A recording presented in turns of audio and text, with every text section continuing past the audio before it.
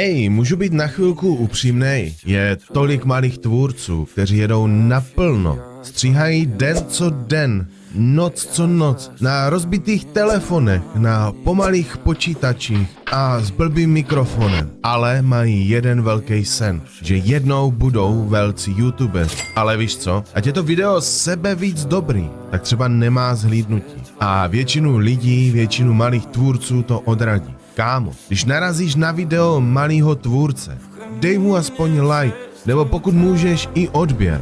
Vůbec nemáš tušení, jak moc to pro něj znamená. Tolik malých tvůrců to vzdá. A ne proto, že by nebyli dobří, ale protože nikoho nezajímali. A všem malým tvůrcům, co tohle slyší, použijte tenhle zvuk. Pomozme si navzájem dostat se na tisíce odběratelů, protože vy si to zasloužíte. Zasloužíte si tu šanci být velcí youtubeři.